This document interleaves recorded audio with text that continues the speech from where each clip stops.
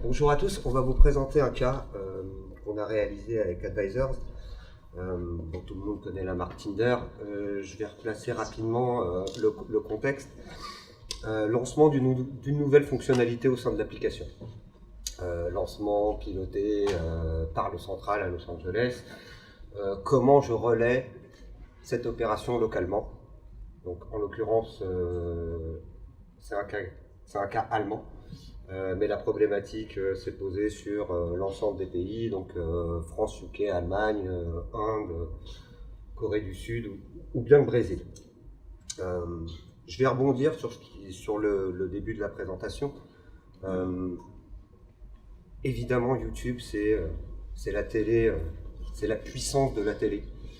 La plupart des marques font la différence entre branding et performance. Alors soit je fais du branding, soit je fais de la performance. Alors si je fais de la performance, je fais des formats crades. Je regarde uniquement les chiffres et peu importe ce qu'on peut raconter sur ma marque. Alors par contre, quand je fais du branding, type Chalimard, je fais un film qui dure 4 minutes 30, ça me coûte un bras et demi. Voilà, mais peu importe le nombre de flacons de parfum que j'ai pu vendre. Voilà. Alors moi, ça me gêne. Moi, j'ai un ADN très héroïste. Je fais pas de branding, je fais pas de performance, je fais de la brandformance. C'est aussi pour ça que je travaille avec Advisors, parce que quand je fais de la brandformance, j'ai beau être Tinder et pousser une fonctionnalité, ou j'ai beau être Guerlain et vendre un nouveau parfum, ce qui m'intéresse, c'est le nombre de personnes qui vont acheter ce parfum, et en l'occurrence, moi, Tinder, c'est le nombre de personnes qui vont utiliser mon application. Donc une double problématique. Aussi avec Tinder et le dating, l'univers du dating est assez particulier. Tout le monde a un téléphone. Qui a une appli de dating installée, il n'y a pas grand monde qui va lever la main. Il y a une certaine stigmatisation au niveau du dating, à pas avouer qu'on utilise Tinder ou qu'on utilise d'autres concurrents. En moyenne, un utilisateur utilise 3 applications de rencontre. 3 en moyenne. Différentes. Voilà. Donc c'est toujours un peu, voilà. Alors que les chiffres montrent que depuis que la rencontre s'est digitalisée, un certain nombre de couples ont pu se former via des plateformes de rencontres, quelles qu'elles soient, que ce soit Mythic, Tinder ou autre. Donc un double objectif aujourd'hui pour Tinder. Un, changer la perception de Tinder en Europe et dans le monde, parce que quand on parle de Tinder, ouais, c'est pour niquer. Vous y avez tous pensé. Vous y avez tous pensé. Ouais, vous pouvez me regarder là. Vous y avez tous pensé. Voilà. Donc aujourd'hui, Tinder, comment je masque ou comment je gomme cette image un peu négative du supermarché du sexe, voilà, Tinder. Mais comme moi, je fais de la perf et que mon objectif, c'est quand même de la croissance, je regarde mes utilisateurs et le nombre d'inscrits que je vais pouvoir générer suite à une campagne. Ça, c'est le premier point. Deuxième point, toujours parallèle avec la télé, je vais vous partager une expérience. Donc avant Tinder, j'étais également chez une autre application de rencontre. Donc pour ceux qui ne m'ont pas stalké, vous pouvez y aller, allez-y. Et on a été amené à faire une campagne télé.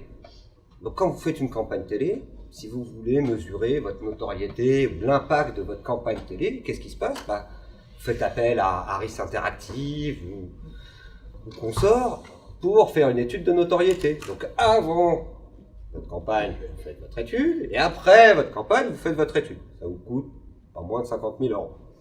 Après, vous faites votre plan télé. Un plan télé, allez, sur 5-6 semaines, c'est 300K. Un peu solide. Et encore, il n'y a que de la TNT, il n'y a pas de chaîne hertzienne, parce que sinon, on peut rajouter 200 000 € facilement. Voilà, là, c'est juste pour faire le parallèle. Campagne en Allemagne, donc avec un certain nombre de formats. On a eu cette chance, avec Tinder, c'est d'avoir le contenu adéquat pour lancer cette campagne. Donc, campagne assez simple, on est parti sur un budget de 50 000 €. Donc, voilà, 50 000 €, c'est avec un ciblage, donc des objectifs que je vous ai évoqués, et un ciblage particulier. Donc, on ciblait des femmes 18-24. 18-34. Voilà. Donc vas-y, je te laisse prendre le relais. En fait, on a justement, je remonte rapidement les formats. On a plusieurs formats, donc comme le dit Mourad, qui étaient intéressants, 30 secondes, 20 secondes, 6 secondes, donc notamment le format bumper pour travailler toute la partie retargeting dont on parlait tout à l'heure. Également les audiences, donc on voit que le budget est à peu près de 43K. On a testé plein d'audiences, justement, pour ne pas rester focalisé sur une cible trop précise, donc les femmes de 18 à 34 ans. Également, un ciblage dating affinities, notamment les competitors. Donc on a rajouté tous les noms des concurrents et on a ciblé toutes les personnes qui étaient en affinité avec les sites des concurrents. Donc potentiellement, les applis comme Apple, Bumble, etc., Badoo, Zoosk. Aussi, les possibilités live events, donc moments de vie, dont Alexis vous parlait tout à l'heure, notamment sur la catégorie déménagement et college graduation. Le segment in-market dating, avec justement des personnes qui ont l'intention de s'inscrire sur un site de rencontre, mais qui sont en phase de recherche, qui ne sont pas encore inscrits. Et bien évidemment, la partie remarketing, avec la possibilité de pousser le format bumper ads. On revient à la slide d'avant. Petite info, quand on lance une campagne, il y a 2-3 must-have, voilà, 2-3 tips qu'il est bon de faire avant de lancer sa campagne. Donc quand on lance sa campagne, ça veut dire qu'on a une chaîne YouTube. Ces vidéos sont hébergées sur votre chaîne YouTube. Alors, chose que peu d'annonceurs font, c'est de lier leur chaîne YouTube à leur compte AdWords. C'est le minimum. Si on veut pouvoir retargeter en search les viewers de sa chaîne, qu'on lance une campagne ou qu'on lance pas de campagne, hein, peu importe. Vous avez tous une chaîne YouTube, vous avez des vidéos que vous postez, pas forcément à destination de campagne marketing, voilà, des messages institutionnels, corporate. Aujourd'hui, la plupart des annonceurs ne lient pas leur chaîne YouTube à leur compte AdWords. C'est des raisons. Autre élément, le watermarking.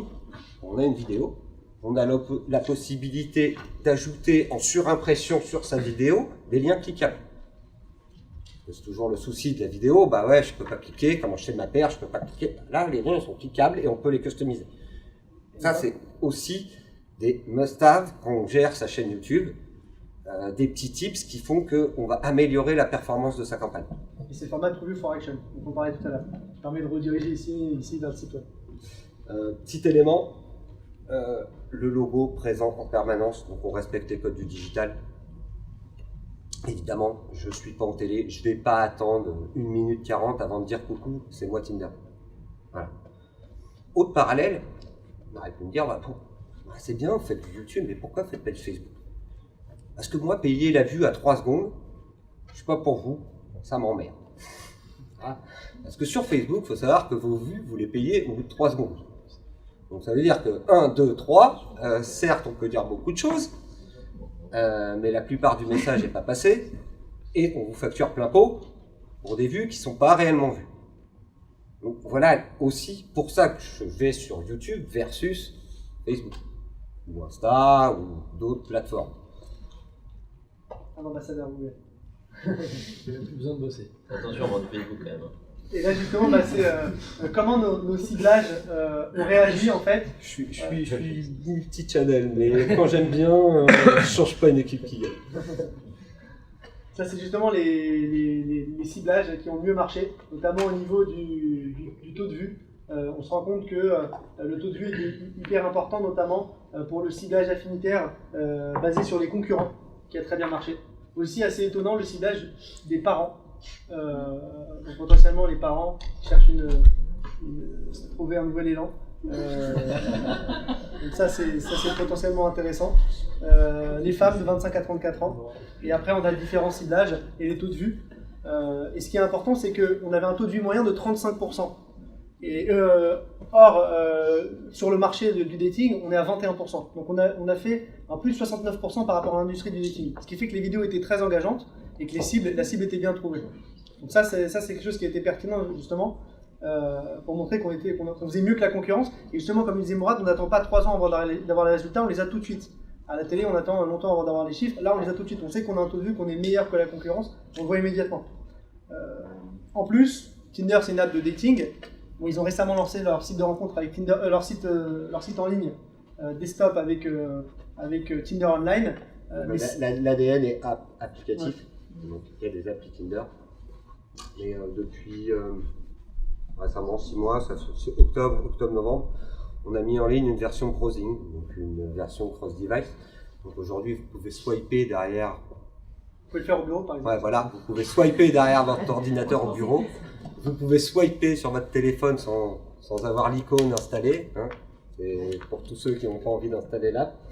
Non, je plaisante, mais l'objectif c'était vraiment d'avoir une expérience cross-device et quel que soit le device et l'écran avec lequel je me connecte puisse proposer la même expérience. Et on s'est aperçu que via cette campagne, on a quand même 26% du visionnage qui s'est fait hors mobile, donc desktop et tablette. Petite question, Oui. qui est un peu en dehors de YouTube, juste en indicatif, le site que vous avez créé en desktop, vous l'avez fait en PWA, Progressive Web App. Ouais. Oui, je suppose. Franchement, c'est pas moi qui l'ai codé, mais Google et qui est proche de l'application. Je sais pas si celui-là il est en PWA. franchement, j'en ai aucune idée. Progressive. Donc je vais te dire une connerie, donc je te réponds pas. Non, mais en fait, si tu veux, pour Tinder, c'était aussi un test, c'est-à-dire qu'on parlait beaucoup avec les équipes, notamment produits, et ils se lançaient sur le marché ordinateur. Donc, si tu veux, ce qu'il faut aussi comprendre, c'est que lorsque tu as une app, dès que tu as un inscrit, tu vas payer aussi des fees à Google Apps, à Android, à aussi l'Apple Store d'iOS. Dès que tu as un paiement, tu vas lâcher des commissions de 20% sur ton chiffre d'affaires, parce que ce sont des marketplaces, l'Android Store et Apple Store. 15% sur de l'abonnement qui est pris par Apple Store, 30% quand c'est pas de l'abonnement.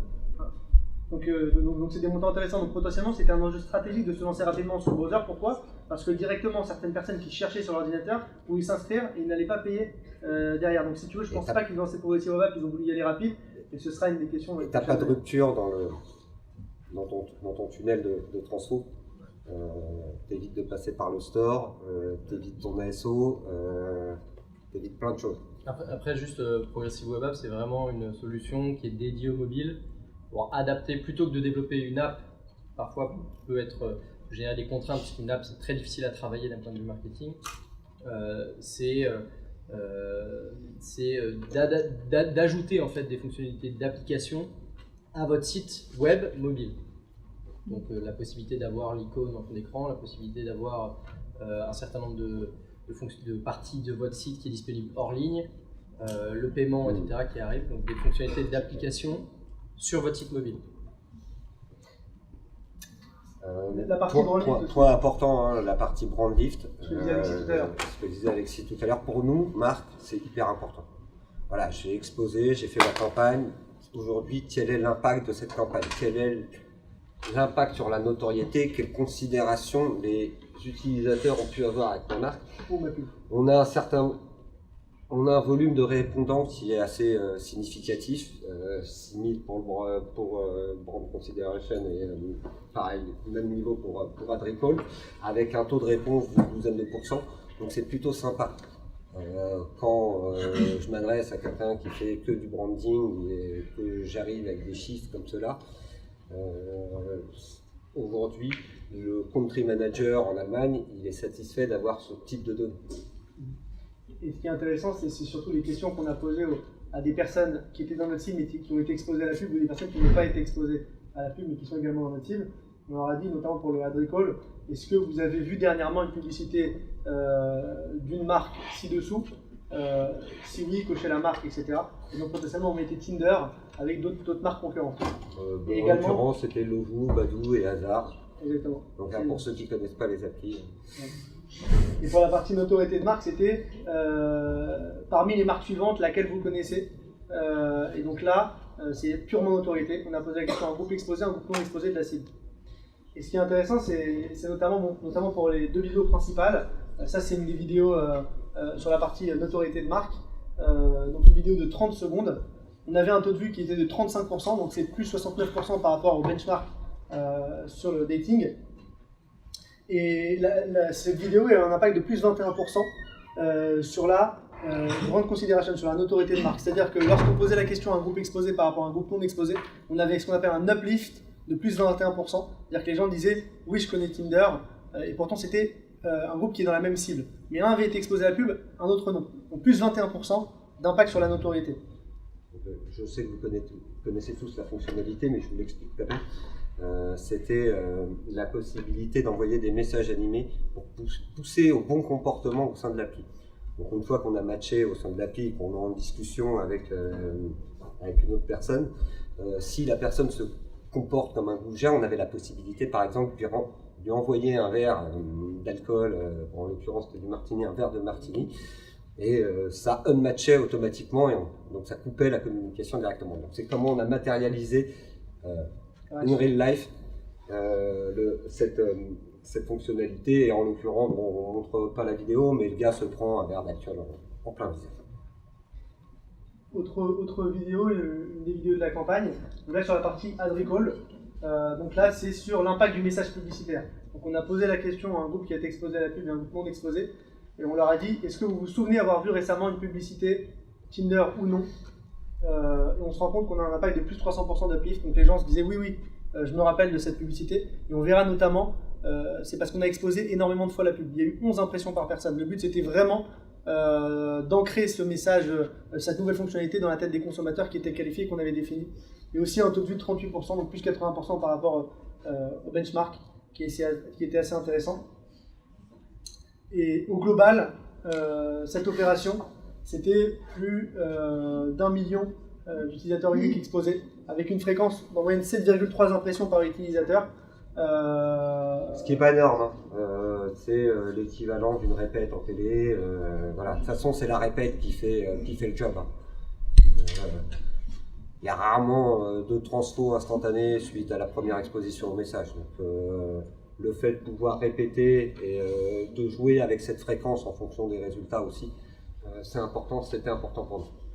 Et surtout la partie bumper ads qui a permis de réengager l'audience avec une fréquence qui est beaucoup plus forte de 11 fréquences par utilisateur sur le format bumper. Donc c'est ça qui était aussi pertinent et intéressant.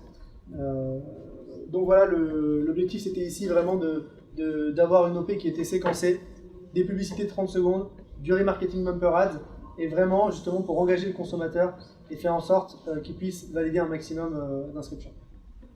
Vas-y, déroule. Bon, on va pas vous abreuver avec des chiffres, mais bon, globalement, c'est simple. Ça a été une première campagne qui a été lancée sur l'Allemagne avec un budget de 50K. On a lancé sur France, UK, Allemagne, avec la nouvelle fonctionnalité, et on a mis 204 budgets. Voilà. En gros, comparé à 3 centimes, donc moins cher que le country manager en Allemagne a été juste bluffé par les résultats. On a explosé les chiffres de l'industrie avec cette campagne par rapport au benchmark de l'industrie. Et je pense que ça fait partie d'un des base case chez YouTube aujourd'hui, cette campagne. Donc nous, on est super fiers. Avec un coût par vraie vue. Donc depuis le début de la matinée, on vous parle de 5 centimes, on est à 3. Donc de la vue réelle, où on a le temps de faire passer son message. La double approche, format 15, 20 ou 30 secondes plus bumper, aujourd'hui, c'est la clé. Parce que ça permet de faire des répètes, ça permet de retargeter les gens. Et aujourd'hui, il y a très peu d'acteurs qui sont capables. Vous êtes les seuls, je pense, à proposer ce type de format court aussi efficace. Après, vous pouvez préempter des plateformes comme Snapchat, mais bon, il faut faire du format à 10 secondes. Voilà, 10 secondes verticales. Donc déjà, ne serait-ce qu'à produire, c'est une contrainte supplémentaire. Mais c'est vrai que penser en amont à ces formats courts, avant de produire son contenu, c'est ultra important. C'est ultra important. Nous, on a eu cette chance de travailler avec une agence localement en Allemagne, puisque le country manager a fait appel à une agence locale pour pouvoir localiser son contenu avec des Allemands, etc.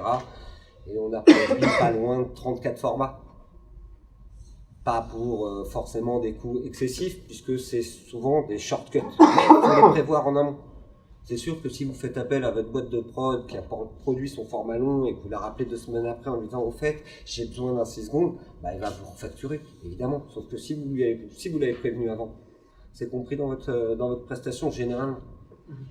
Donc c'est intéressant, comme il dit Mourad, d'adapter ces formats au digital. Justement, penser à tout ça avant de lancer une OP, bien se préparer, essayer d'avoir plusieurs visuels pour A/B tester. Retenir aussi les messages importants de la présentation, c'est impacter dès les premières secondes l'internaute, ne pas faire ce qu'on fait à la télévision, essayer de pousser tout de suite un message intéressant et impactant pour l'utilisateur, et justement jouer avec tous les formats, les ciblages et la partie remarketing pour créer votre propre entonnoir de conversion, votre propre plan média, et justement amener l'utilisateur à la conversion et à l'inscription. et donc de passer du branding jusqu'à la performance qu'on disait au début de cette presse, en adaptant les formats, en adaptant les ciblages. Oui. J'ai une question du coup. Quand on a une performance et vidéo, mon intérêt c'est quoi? C'est d'avoir une vidéo que vont voir beaucoup de gens, genre virale, un truc rigolo. Du coup, je sors un peu de la cible, parce qu'elle va être vue par des gens qui ne sont pas forcément dans la cible, parce qu'elle est rigolote, elle est sympa. Ou est-ce qu'il faut que je fasse plutôt une vidéo qui soit plutôt institutionnelle, et du coup, les gens, quand ils vont la voir, on sait que c'est des vraies cibles. Du coup, elle sera vue moins de fois, mais par des gens qui sont plus efficaces. Du coup, elle aura moins de succès, donc peut-être le coût à la vision, c'est un peu plus cher. Le contenu, il a de l'importance dans ce sens. Vous recommandez quoi? Je pense que ça dépend de ta cible. Ouais, voilà, moi j'allais dire tout dépend de l'objectif. Ta cible. Quel est l'objectif? Aujourd'hui, si c'est juste. Bah, Si c'est de la perf, ouais. je vais plutôt faire un message qui va être très perf, qui va s'adresser à une cible. Je vais pas faire.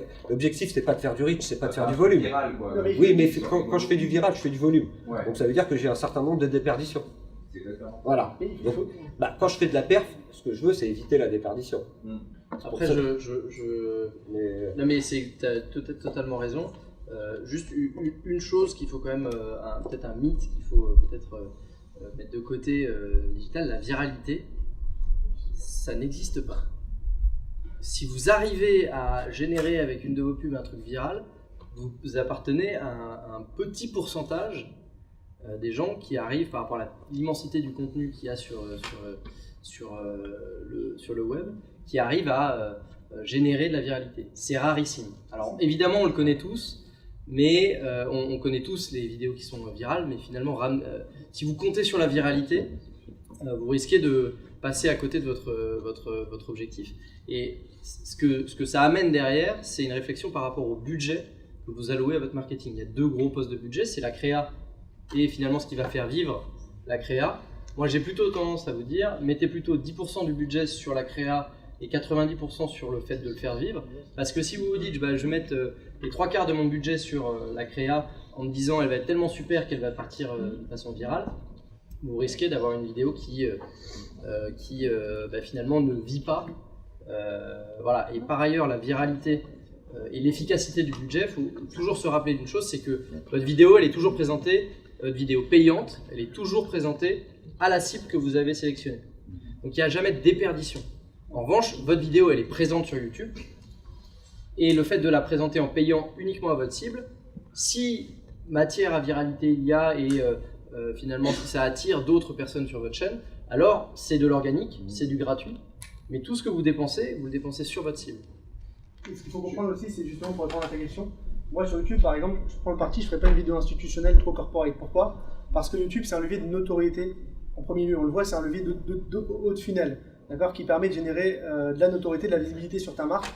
Bien évidemment, on peut l'associer à de la performance et on peut arriver à recibler les utilisateurs pour essayer de valider des conversions, mais avant tout c'est un levier de notoriété. Tu as d'autres leviers qui vont être beaucoup plus pertinents pour de la perf. Tu as du search, tu as du shopping, tu peux avoir du display remarketing, tu peux avoir des formats beaucoup plus engageants pour générer de la performance, ou même du mail marketing. Non, mais justement, ce que je faisais le parallèle avec l'emailing par exemple, parce que moi, ça fait depuis 8 ans, donc je sais un peu ce que c'est. Par exemple, quand je fais un visuel au champ et que je le diffuse et que je mets de la vidéo, des vidéos, de la hi-fi, de la sono, etc., j'ai un taux de réactivité qui est 2 fois supérieur quand je mets des trucs WP. Pourtant, c'est au champ. Ma cible, c'est au champ. C'est les gens qui vont au champ. Et moi, je ne recommande pas de mettre ce qui clique beaucoup. Donc, derrière, on est des meilleurs pertes. Est-ce qu'il faut que je mette dans les premières secondes de ma vidéo des choses qui me donnent envie d'aller plus loin, parce que c'est rigolo, parce qu'il y a un suspense, parce qu'il y a un truc sympa, parce que ça me donne justement plus de gens qui vont aller au bout. Mais au final, les gens qui vont aller au bout, c'est pas forcément ceux qui ont été les plus en appétence avec le but final qui est de télécharger l'appli. C'est une vraie question que je me pose. Est-ce qu'il faut être super bon sur la vidéo dans les 5 premières secondes pour donner envie d'aller au bout, ou est-ce que justement je dis juste que je suis Tinder et les gens du coup ils ont le temps de se faire leur opinion, de dire je vais aller au bout de la vidéo? Il faut ABTC, voilà. Ça dépend de ta cible, ça dépend justement, utilise le branding. Test and learn, il n'y a que ça à faire. Ce qui va marcher chez toi, marchera pas forcément chez moi, il marchera pas chez un autre. Test, tu as l'avantage de pouvoir justement avoir accès à de la data qui permet de mesurer ton impact. Teste sur des petits échantillons et tu verras ce qui marche. Voilà. Et ce qui marche aujourd'hui ne marchera pas forcément demain. Donc ne le prends pas aussi non plus comme acquis en disant c'est cool, j'ai trouvé la martingale, je vais faire ça à chaque fois. Et après, tu vas voir tes perfs se dégrader et tu vas dire merde, je comprends pas. Surtout, c'est pas les mêmes résultats pour chaque annonceur. Tu vois, un annonceur B2B, il faut être un message peut-être un peu plus corporate. Ou, voilà. Et après, ça dépend vraiment de la cible. Tinder va avoir, peut-être va passer un message qui est différent et d'autres marques. Mais c'est exactement ça. Moi, quand je fais une campagne pour 3 Suisses ou pour Lidl, ou pour. Allez, au revoir. J'ai une cible qui est très très large, donc ça clique très bien, c'est très acquis. Peut-être dans le taux de conversion d'alerte, c'est moins bon que quand je fais une campagne pour Verbaudet par exemple. Je sais que là, il n'y a que les jeunes mamans qui vont regarder. Faut tester, quoi. Donc du coup, c'était juste pour un peu faire le parallèle en fonction de ce qu'on a envie de dire, comme on paye à la perte, derrière, est-ce que j'ai plus intérêt à faire beaucoup plus ou à faire des vues, peut-être moins, mais en fait. Moi, je préfère m'adresser aux gens à mon audience. Ouais. Que- Et après, Voilà. qu'il y en a un maximum qui Voilà, et après, franchement, si la si réengages, ton tu contenu fais il est top, et on va le partager. On va le partager, Et tu la réengages et et tu ça va tu la partir retravailles. sur Facebook, ça partira partout. Mais te dire, je vais faire une vidéo virale, Non, ça marche pas. c'est même presque un risque d'ailleurs, puis après, beaucoup de gens vont la voir et tu vas payer beaucoup de. Ah ouais, moi, je suis convaincu que de toute façon, il faut tester. En tout cas, merci beaucoup à tous d'être venus. On reste ici, donc n'hésitez pas à nous poser des questions si vous avez justement des choses qui vous intéressent, vous voulez aller plus loin dans la démarche. Et on réitérera l'expérience, notamment avec d'autres Amplify Talk dans les prochains mois, avec notamment des talks sur la promotion et sur d'autres métiers ou sur le CRM mobile. Et je crois qu'Advisor vous représentera quelque chose d'ici le prochain trimestre, avec un sujet sur la partie installation d'app, tout ce qui est installation d'app, campagne mobile. Donc voilà, donc n'hésitez pas encore si vous avez des questions, en tout cas sur le sujet YouTube. On Non. est ici présent pour Ce ne sera pas moi pour la partie app. Mais sera quelque sauf chose. si vous y tenez vraiment, je peux revenir. Hein, mais au pire, je serai là en tant que spectateur. Merci à tous.